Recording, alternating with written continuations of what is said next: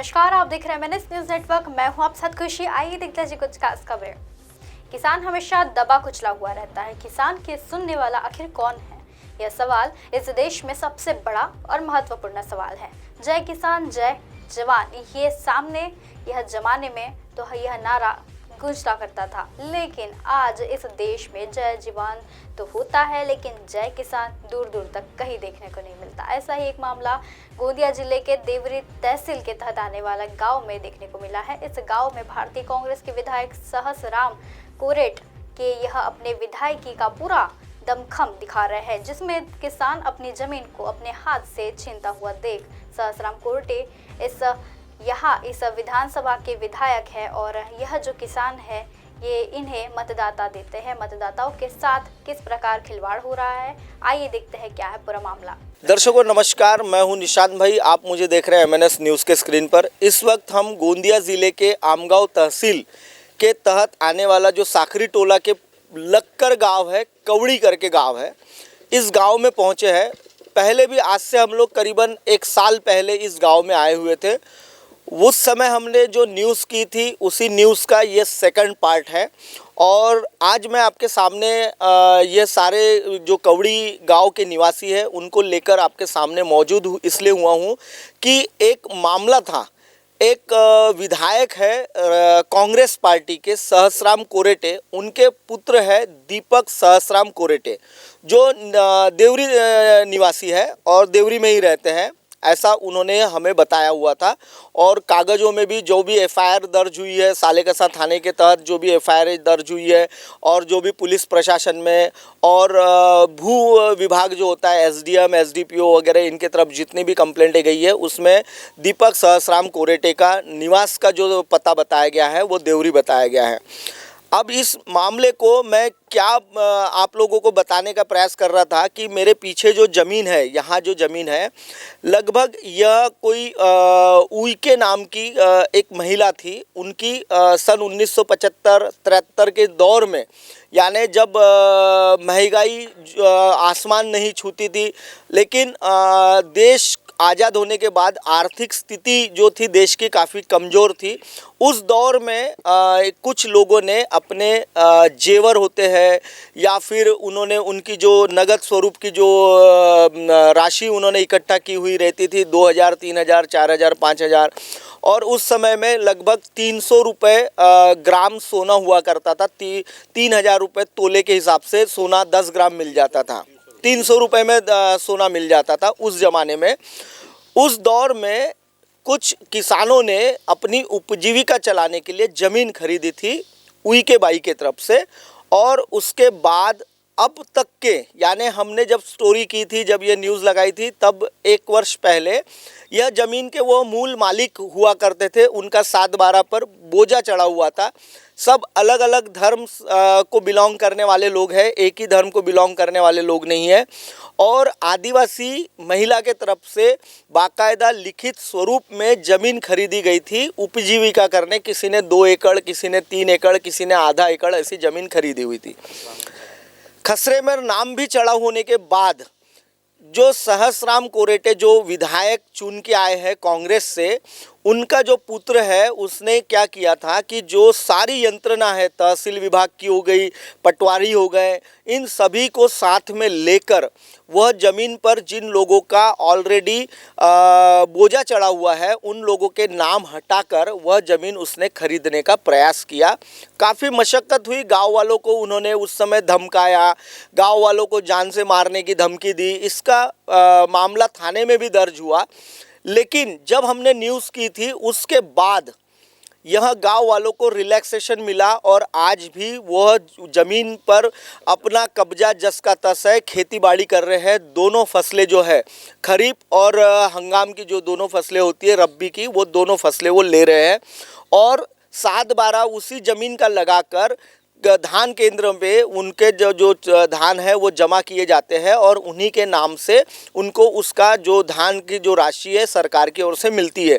यह सारा मामला बहुत अच्छा और सुरीला और बहुत ही एकदम नेट एंड क्लीन चल रहा था, लेकिन अचानक विधायक का पुत्र ज़मीन खरीदने आता है, ज़मीन खरीदता है और उसके एविडेंटली डॉक्यूमेंट भी हमने इकट्ठा कराए थे। गांव वालों ने भी बैंक ऑफ इंडिया के मैनेजर से मिलकर उसके जो आर्थिक व्यवहार हुए थे उसका भी बहुत सारा डिटेल लिया हुआ है। वो मैं आपको न्यूज़ में दिखाऊंगा ही, वो डॉक्यूमेंट आपको बहुत महत्वपूर्ण है, वो दिखाने वाला हूँ। साथ ही साथ मैं आपको ये बता दूं कि यह जो ज़मीन थी, इस ज़मीन की लड़ाई इतनी बड़े यानी एक विधायक के पुत्र के साथ लड़ाई जब हो रही थी तो उसमें सारी सरकारी यंत्रणा विधायक पुत्र के साथ में थी। गांव वालों के तरफ से बोलने के लिए कोई भी तैयार नहीं था। जब हमारी टीम इस मामले को लेकर जब हमें पता चला और यहाँ हम जब पहुँचे थे, उस दौर में हमने यह देखा था कि जो मूल ज़मीन के मालिक है उनको कहीं ना कहीं न्याय मिले। आज मैं इस जगह इन लोगों को फिर से लेकर आपके सामने आया हूँ। कवड़ी करके गांव में ही मौजूद हूँ मैं, और यहाँ आने का मेरा मकसद ये था कि कहीं ना कहीं इन लोगों का जो सातबारा है वह इनके नाम से हो जाए, ना कि इनका बोझा चढ़ा रहे। इसीलिए मैं इस मेरे चैनल के माध्यम से मैं सरकार को भी बताऊंगा कि भाई कम से कम इन लोगों को जो 36 की जैसी बाकी लोगों के लिए जो आदिवासी की ज़मीन पर एक धारा 36 की लगाई जाती है जिसमें आदिवासी व्यक्ति आदिवासी ही लोगों को बेच सकते हैं, लेकिन कुछ मामलों में मंत्रालय से कुछ मामलों में वह जो कलम होती है उसे हटा दिया जाता है और हटाने के बाद वह ज़मीन किसी को भी देते आती है और कोई भी उसे खरीद सकता है। तो वैसे ही यह मामले में हम चाहते हैं कि इसमें इन लोगों को न्याय मिले। अच्छा, मुझे बताइए कि अब इसके बाद अभी जब हम आए थे उसके पहले तो काफ़ी विधायक पुत्र गरमाया हुआ था, लेकिन उसके बाद कभी कुछ अभी हुआ ऐसा कुछ?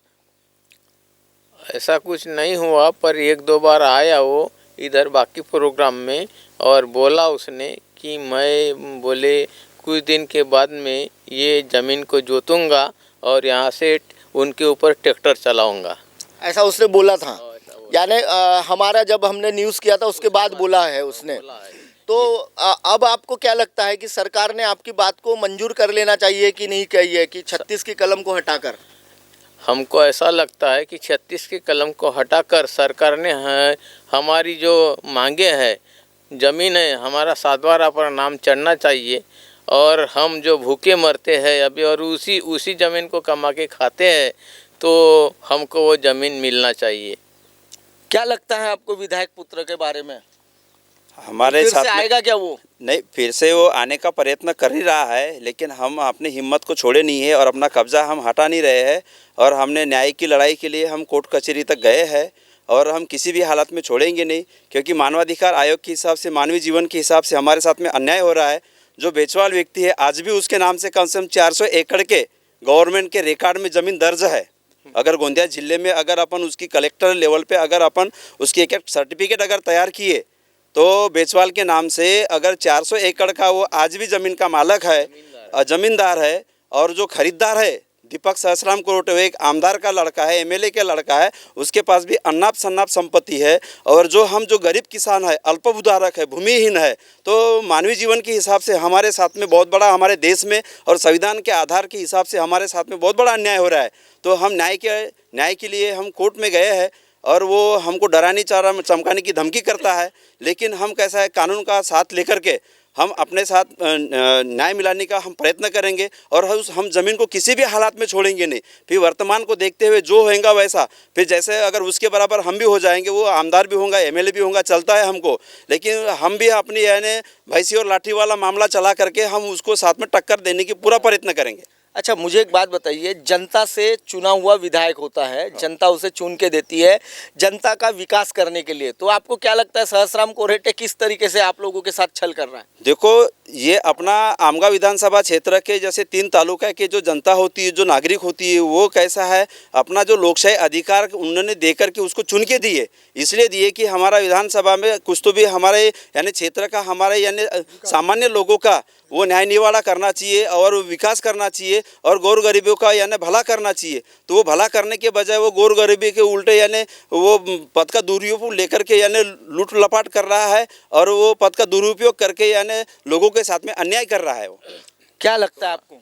मैं बीआरएसपी पार्टी का सचिव हूँ और माने साहब हमारे बीआरएसपी पार्टी के अध्यक्ष है, उनके ओर से मैं माने साहब को भी एप्लीकेशन दिया हूँ और आज माने साहब ने भी ऐसा बताया है कि ये ज़मीन छोड़ो मत, मैं आगे देखूंगा। फिर भी विधायक धमकी चमकी देकर इधर उधर जाकर हमको डराने की धमकी दे रहा है। अच्छा, मुझे एक बात बताइए, पिछली बार और मैं माने साहब ने उससे यानी समझौता किया था, इसलिए इस इलेक्शन में गए इलेक्शन में मैंने अपने 200 लोग लेके गांव-गांव घूम के उसको हमने चुन के दिए। आप लोगों ने चुन के दिया है, फिर भी वो आप लोगों को जमीन से बेदखल करना चाहता है। यानी विधायक अपने पूरे विधायकी का पूरा पावर लगाने का प्रयास कर और मैंने बोला भी हूँ, कोरोटे साहब मैं घुमा हूँ क्या, तो ये पूरे जो वोट तुम चुन के आए वो मेरे वोट है, फिर भी मेरे ऊपर तुम अन्याय कर रहे, ऐसा बोला हूँ। बोले हैं आपने उनको। अच्छा, मुझे बताइए कि क्या लगता है आपको कि इस पूरे मामले में क्या लगता है आपको कि भाई जमीन आपको मिल जाएगी या कैसे? मिलने को होना अपने नहीं, मिल तो जाएगी आपको, क्योंकि आपका कब्जा काफी पुराना है। 1975 की हमारी जमीन खरीदी थी। हाँ। हमारे आजोबा ने खरीदा था। उसके बाद में हम 3 भाई अभी पार्टनरशिप करके वो जोत रहे हैं।